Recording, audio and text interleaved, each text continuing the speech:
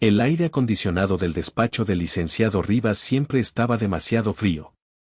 Era un frío estéril, artificial, que olía a papel viejo y a un limpiador con un vago aroma a pino.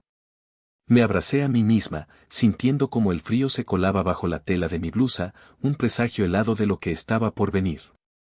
Llevábamos sentados casi 20 minutos en un silencio tenso, un silencio solo roto por el carraspeo nervioso de mi hermanastro Ricardo y el casi inaudible tamborileo de las uñas perfectamente cuidadas de mi madrastra, Elena, sobre el cuero de su bolso de diseñador. Mi nombre es Isabela Vargas. Tengo 38 años y mis manos, aunque limpias, todavía conservan la memoria de la grasa de motor y el polvo de las bodegas. Durante los últimos 18 años, mi vida había sido Transportes Vargas. No era solo un nombre en un edificio, era el rugido de los motores al amanecer, el olor a diésel mezclado con el café de la mañana, la camaradería de los operadores que me llamaban jefa con un respeto ganado a pulso. No heredado. El licenciado Rivas, un hombre cuya expresión parecía permanentemente atrapada entre la pena y la incomodidad, finalmente se ajustó las gafas y abrió la carpeta de cuero que tenía delante. Bueno, comenzó, su voz monótona rebotando en las paredes forradas de libros de leyes. Procederé a leer las cláusulas finales y la distribución de bienes del testamento del señor Javier Vargas. Mi corazón, que había estado martilleando en un ritmo lento y pesado, pareció detenerse. Elena se enderezó sutilmente en su silla, una cazadora al acecho. Ricardo, por su parte, se removió, intentando proyectar un aire de solemnidad que su naturaleza inquieta traicionaba.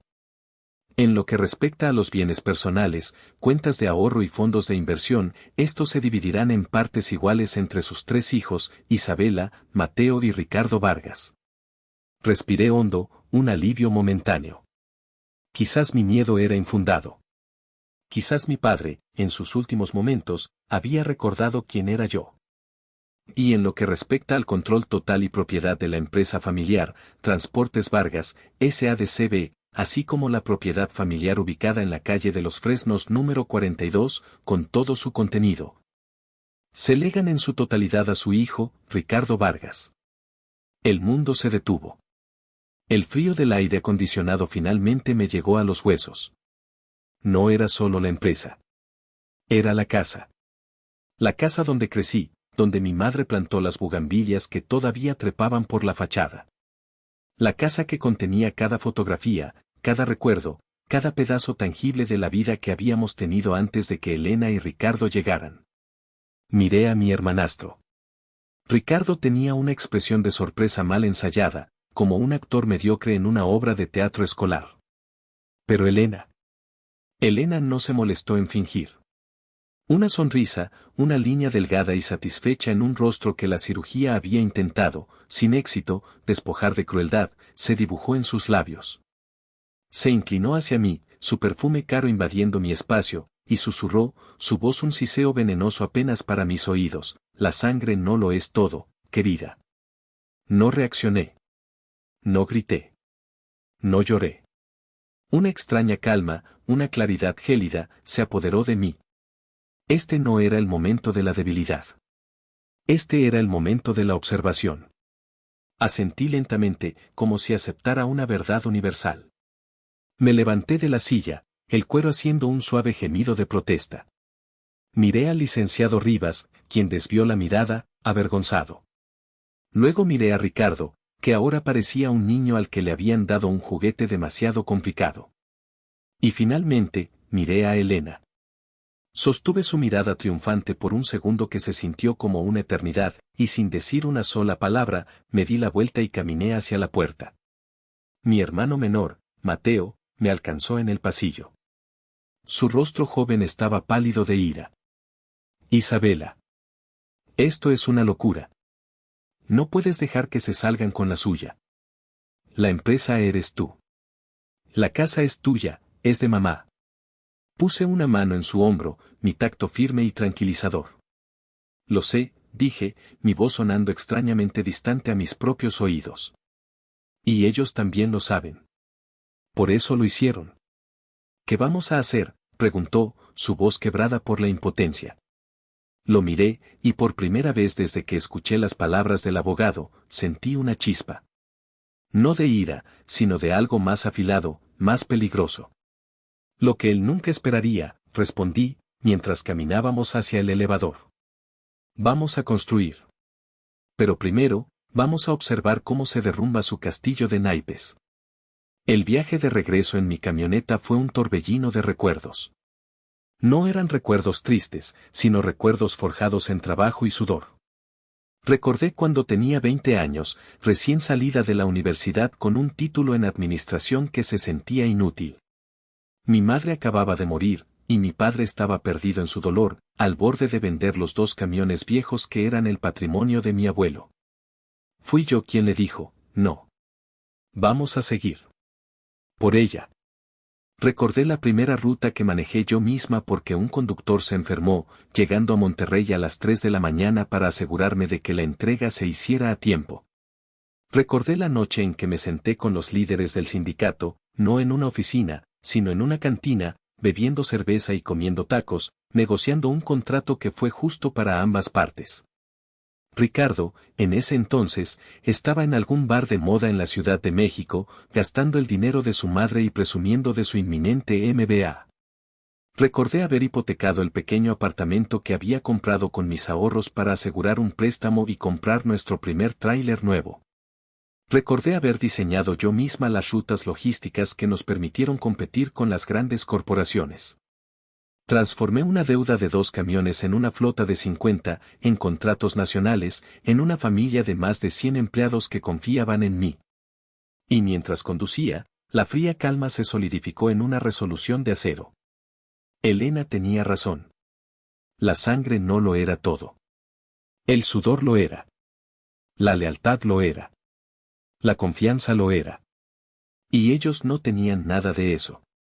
Habían heredado un cuerpo, pero yo era el alma. Y un cuerpo sin alma, simplemente se pudre. Esa noche, mi pequeño apartamento se convirtió en un cuarto de guerra. Mateo había traído su laptop y una determinación que igualaba la mía. El dolor inicial había dado paso a una furia fría y analítica.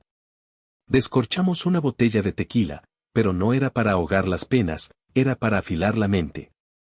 En la pared de la sala, pegué una gran hoja de papel de rotafolio. No es solo una rabieta, Mateo, le dije, mientras dibujaba un círculo en el centro con el nombre Transportes Vargas. Esto ha sido planeado durante años. Tenemos que entender cómo lo hicieron.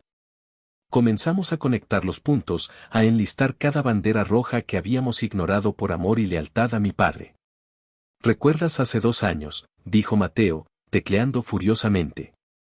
Cuando Elena insistió en que Ricardo fuera nombrado director de desarrollo estratégico y tuviera acceso a todas las cuentas bancarias de la empresa. Papá dijo que era para que aprendiera el negocio. Aprendió a desviar fondos, querrás decir, repliqué, anotándolo en la pizarra. Y el año pasado, la contratación de ese tipo, Morales. Consultor financiero. Recordaba al señor Morales, un hombre con un traje demasiado brillante y una sonrisa que no llegaba a sus ojos de reptil. Siempre susurrándole cosas al oído a Elena y a Ricardo, llenando las reuniones de jerga corporativa sin sentido. Y las reuniones de estrategia, añadió Mateo. Las últimas 3, te excluyeron. Dijeron que eran asuntos de la junta directiva, pero tú eras la directora de operaciones. No tenía sentido. Cada recuerdo era una pequeña cicatriz, un momento en el que debía haber luchado más, haber gritado más fuerte. Pero siempre me detuve. Por mi padre. Por no crear más tensión en su ya frágil salud. Mi lealtad había sido mi ceguera.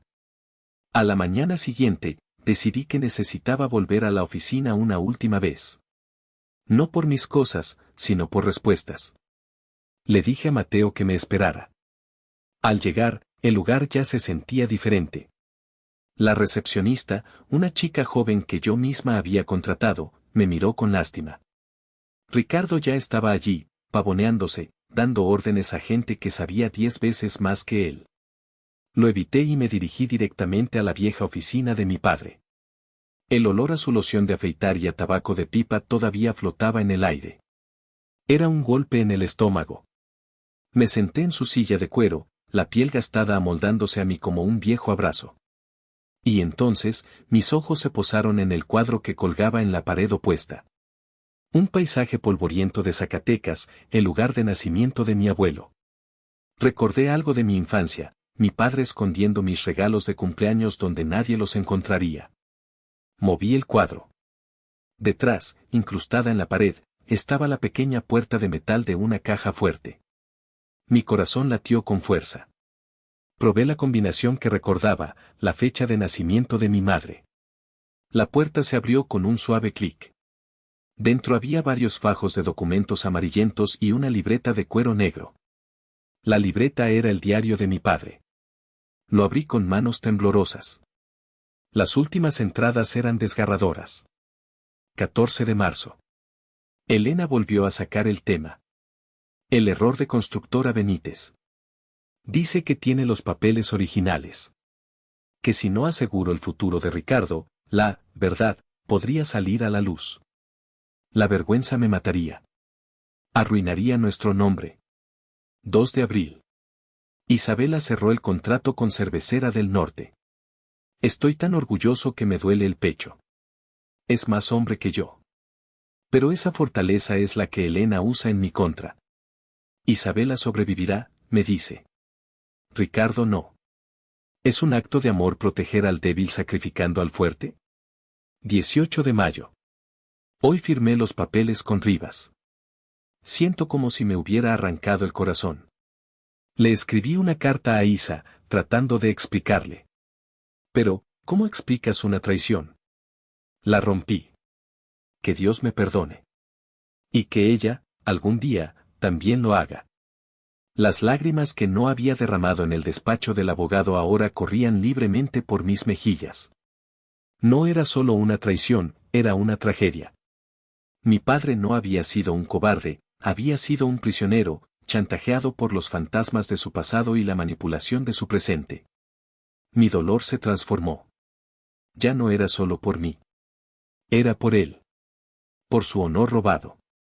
Esa noche, le conté a Mateo lo que había encontrado. Su furia se convirtió en una fría rabia. Esa mujer, siseó. Mientras tú construías un imperio, ella construía una jaula para papá. Y ahora, dije, secándome los ojos, nosotros vamos a construir la de ellos. El papel de Mateo se volvió crucial.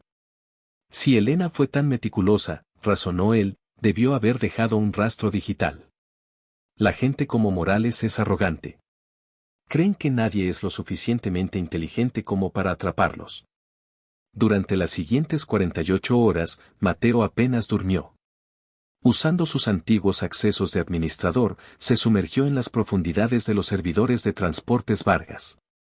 Evadió el nuevo software espía que Morales había instalado, creando puertas traseras y bucles para ocultar su presencia. Y entonces, lo encontró. Y bingo, gritó desde la sala a las 3 de la mañana. Corrí hacia él. En la pantalla había fragmentos de correos electrónicos encriptados entre Morales y el abogado Rivas. Hablaban de una cláusula de contingencia en un borrador anterior del testamento. Una cláusula que estipulaba que si la rentabilidad de la empresa caía por debajo del 15% durante 2 trimestres consecutivos, un comité de supervisión, donde mi padre me había puesto como presidenta vitalicia, tenía el poder de remover al director general. La habían eliminado deliberadamente. Pero había más. Mucho más. Mateo logró romper la encriptación de una carpeta oculta en la computadora de Ricardo. Dentro no había estrategias de negocio. Había registros de transacciones. Transferencias a sitios de apuestas en línea. Pagos a prestamistas con nombres poco recomendables. La deuda no era una posibilidad, era un monstruo de 7 cifras que estaba a punto de devorarlos. No solo quieren la empresa para dirigirla, dijo Mateo, su rostro iluminado por el resplandor de la pantalla. La necesitan para desangrarla. Para pagar esto antes de que les rompan las piernas. Miré la pantalla, luego la pizarra en la pared. Las piezas encajaron con un chasquido nauseabundo. El chantaje. La cláusula eliminada. El consultor turbio. La deuda de juego. No era una simple toma de control. Era un atraco a cámara lenta.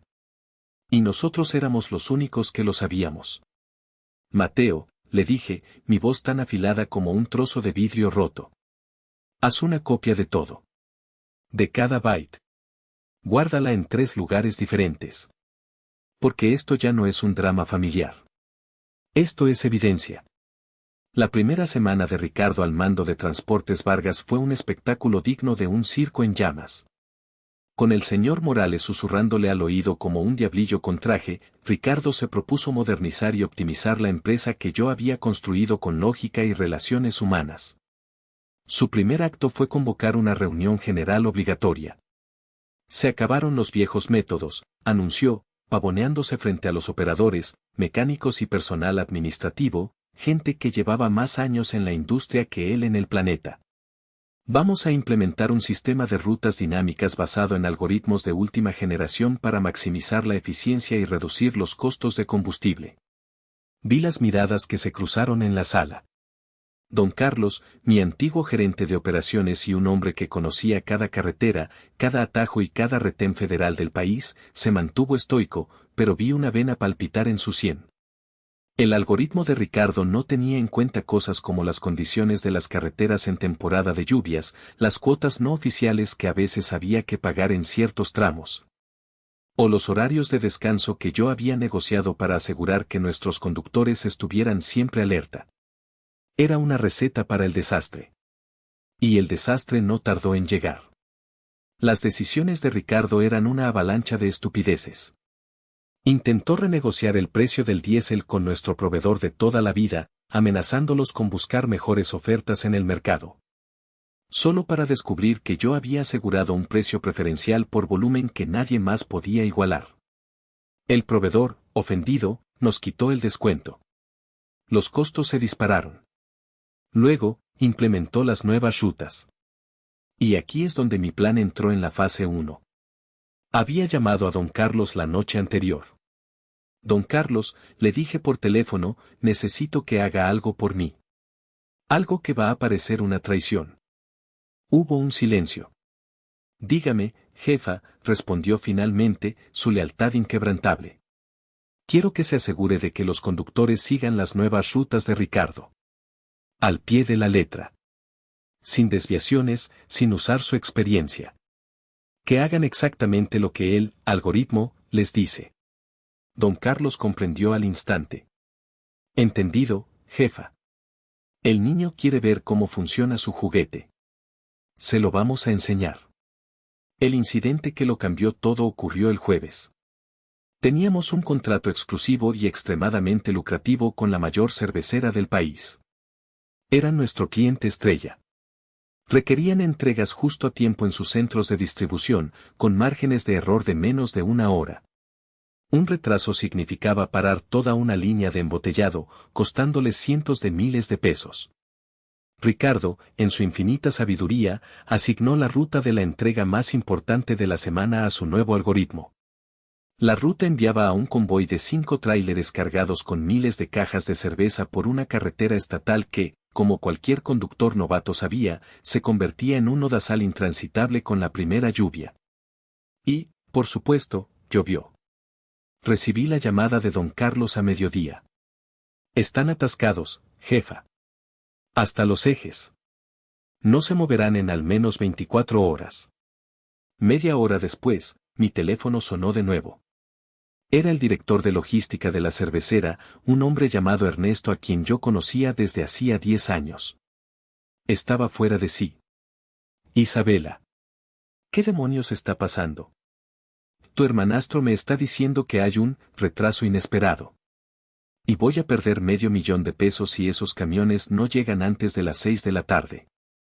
El contrato está cancelado. Y voy a demandarlos por cada centavo. Ernesto, cálmate, le dije, mi voz tranquila y segura. Dame 3 horas. Lo resolveré. Colgué y me puse en acción. Esto era lo que había estado esperando. Activé Logística Solara, mi empresa durmiente.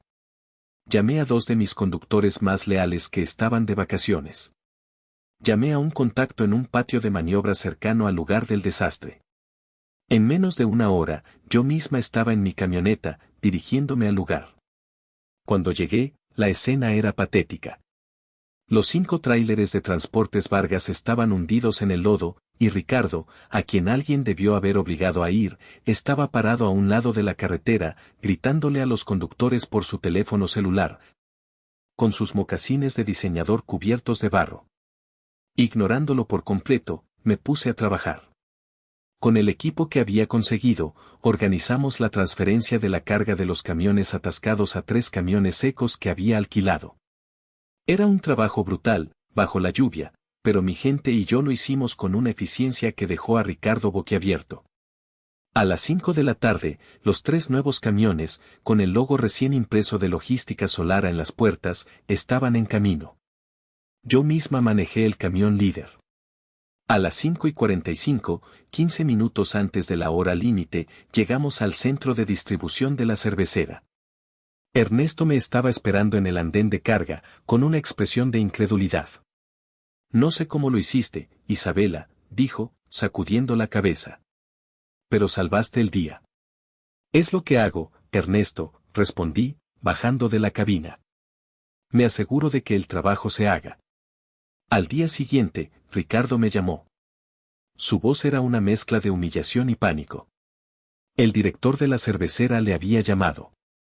Le dijo que el contrato con Transportes Vargas estaba cancelado, pero que estaban dispuestos a firmar uno nuevo, más grande, con la nueva empresa de esa mujer que sabe cómo funcionan las cosas.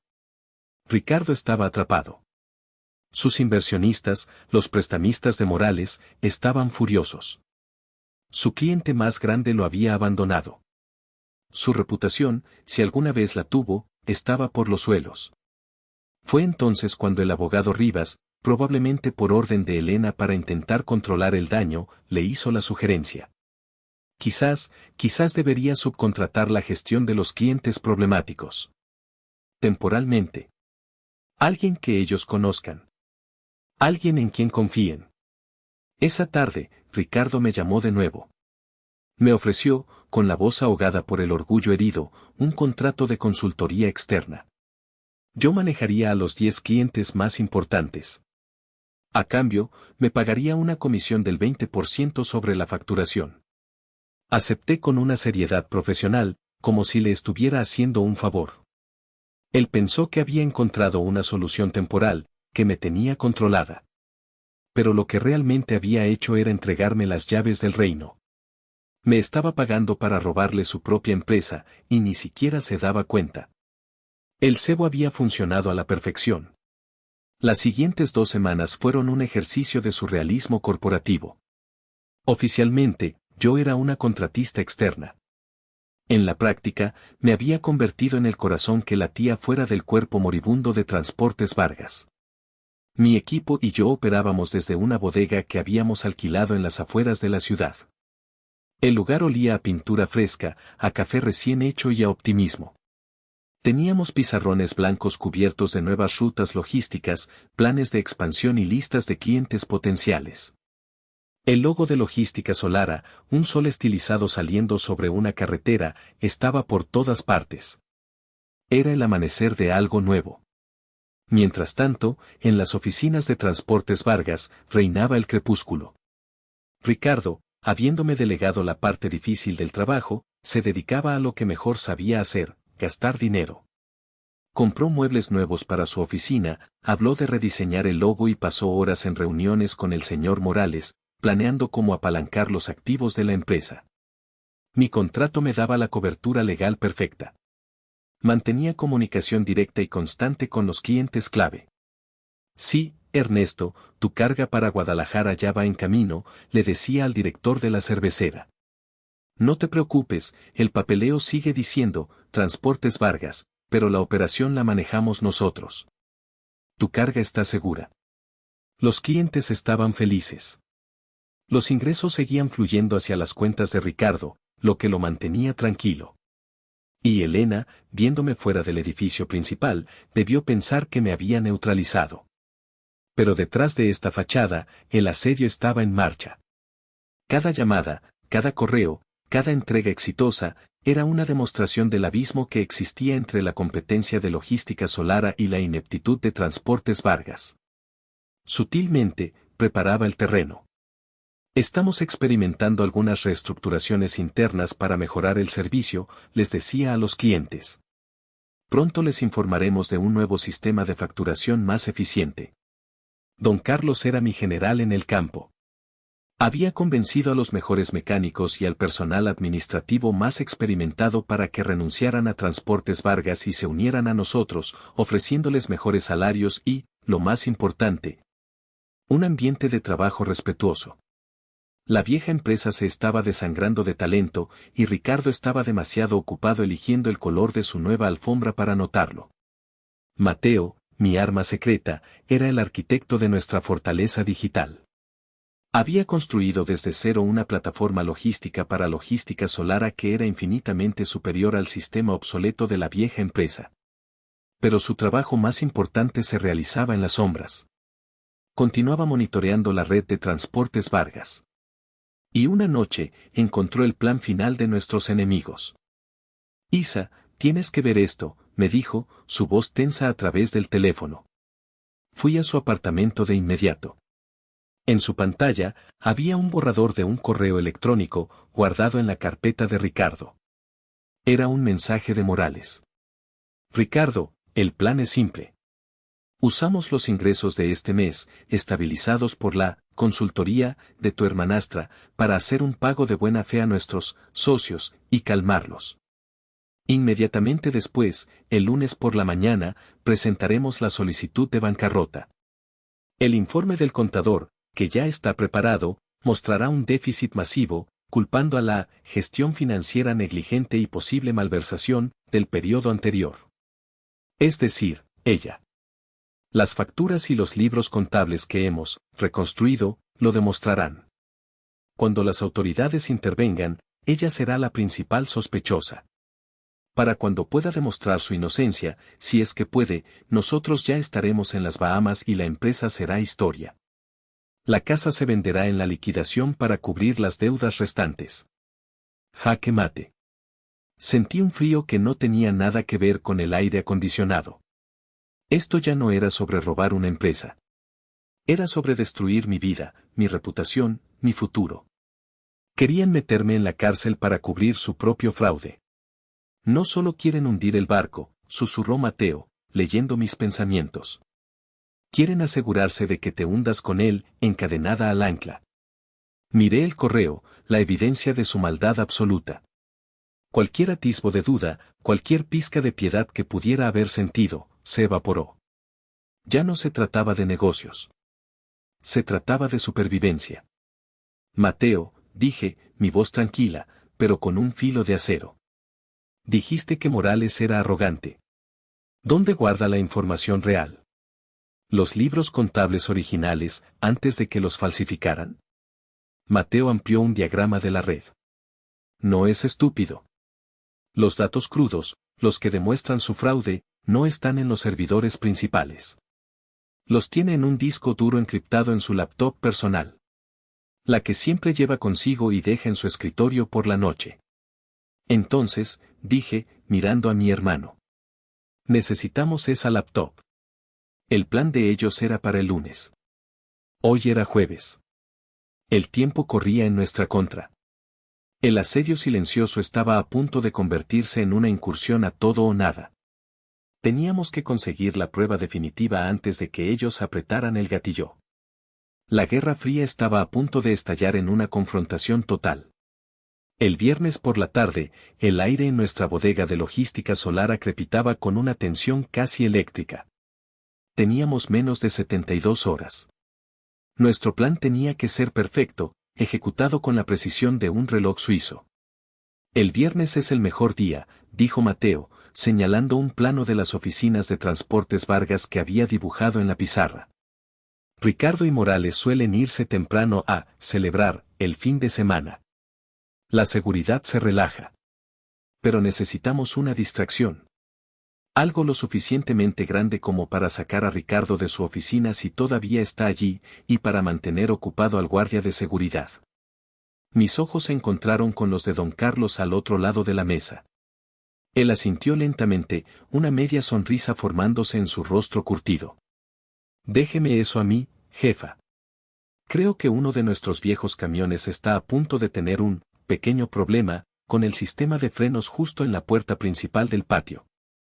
Nada peligroso, pero sí muy ruidoso y llamativo.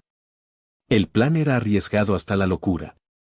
Don Carlos crearía la distracción a las 7 de la tarde. En medio de la confusión, Mateo, usando una copia de mi vieja tarjeta de acceso que aún funcionaba y un código que él mismo había reactivado, entraría al edificio desierto.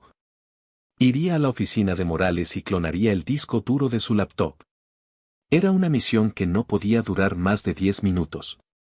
Esa noche, esperé en mi camioneta a 2 calles de distancia, con el corazón en la garganta. Mateo, vestido de negro, estaba en el asiento del copiloto, repasando los pasos en su mente. A las 7:02 de la tarde, escuchamos el inconfundible chirrido metálico de freno seguido de un fuerte golpe. La distracción de don Carlos. Es la hora, dijo Mateo. Me dio una rápida palmada en el hombro y salió del vehículo, desapareciendo en la oscuridad. Cada segundo que pasaba era una agonía. 10 minutos se sintieron como 10 horas.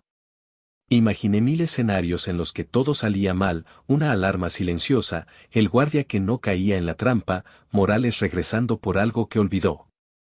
Finalmente, a las 7:13, vi la figura de Mateo corriendo hacia la camioneta. Saltó adentro, pálido pero triunfante, sosteniendo un pequeño disco duro externo. Lo tengo, jadeó. Vámonos. Pasamos todo el fin de semana sin dormir, analizando el tesoro de información que Mateo había conseguido. Era peor y mejor de lo que imaginábamos. Estaban los libros contables reales, mostrando una empresa rentable bajo mi gestión.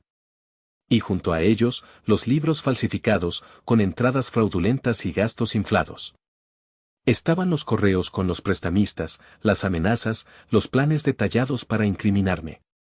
Teníamos todo. El lunes por la mañana, antes de que ellos pudieran hacer su movimiento, nosotros hicimos el nuestro. Pero no fue una llamada anónima. Eso era demasiado sutil para la magnitud de su traición. Contraté a uno de los mejores abogados penalistas de la ciudad y, a las 9 de la mañana, me presenté personalmente en las oficinas de la Fiscalía General de la República. Mientras mi abogado presentaba el dossier de evidencia a un fiscal asombrado, yo esperé afuera, en el gran vestíbulo de mármol. Y entonces, la vi. Elena. Debió haber recibido una alerta de su abogado corrupto. Caminó hacia mí, su rostro una máscara de furia contenida. ¿Qué has hecho, pequeña zorra?, siseó, su voz baja y peligrosa. La miré, y por primera vez, no vi a la mujer que me había aterrorizado, sino a una criatura patética y acorralada. ¿Crees que puedes destruirnos? Destruir el legado de tu padre, continuó, su voz temblando. Me acerqué un paso, mi propia voz tranquila y fría como el hielo. Legado, repetí. Hablemos de legado, Elena. Tú chantajeaste a un hombre destrozado. Tu hijo usó la empresa que mi padre y yo construimos como su casino personal. Y cuando se vieron atrapados, intentaron meterme en la cárcel para salvar su propio pellejo. Yo no estoy destruyendo ningún legado. Estoy limpiando la basura que tú trajiste a mi casa. Su rostro se contrajo en una mueca de odio puro, pero antes de que pudiera responder, 2 agentes vestidos de civil salieron al vestíbulo y se dirigieron a ella. Señora Elena Castillo, ¿nos permite unas palabras? Su castillo de naipes se había derrumbado. La caída fue rápida y total. Con la evidencia que proporcionamos, las autoridades actuaron de inmediato. Ricardo y Morales fueron arrestados esa misma tarde en su oficina, justo cuando se preparaban para firmar los papeles de la bancarrota. La investigación destapó todo el entramado, el fraude, el lavado de dinero, la conspiración. La prensa lo llamó el fraude de Transportes Vargas. El nombre que mi padre había construido con tanto esfuerzo fue manchado, pero su honor, al final, fue restaurado al revelarse la verdad. 3 meses después, Logística Solara no solo estaba prosperando, estaba redefiniendo el estándar de la industria en la región. Habíamos contratado a casi todos los antiguos empleados de Transportes Vargas y estábamos en plena expansión. Un día, vi un anuncio en el periódico: la casa de la calle de los Fresnos salía a subasta por embargo bancario. Usando las ganancias de nuestro primer trimestre exitoso, hice una oferta. Y gané. La semana pasada, entré de nuevo en esa casa. Olía a encierro y a abandono. Pero era mía. Mateo y don Carlos vinieron a ayudarme. Mientras abríamos las ventanas para dejar entrar el aire fresco y la luz del sol, vi pasar uno de nuestros camiones por la calle, su motor un rugido familiar, el sol de nuestro logo brillando en el costado. Mateo se paró a mi lado, mirando el camión. ¿Lo logramos, Isa? Sí, respondí, sintiendo por primera vez en mucho tiempo una paz profunda y verdadera. Lo logramos. No fue una victoria dulce. Fue una victoria ganada con cicatrices y decisiones difíciles. Pero de pie en el porche de la casa de mi madre, con mi verdadera familia a mi lado, viendo el símbolo de nuestro futuro pasar, supe que no había sido una venganza. Había sido una restauración. Había reclamado mi pasado, asegurado mi futuro, y finalmente, había limpiado la casa. En todos los sentidos de la palabra.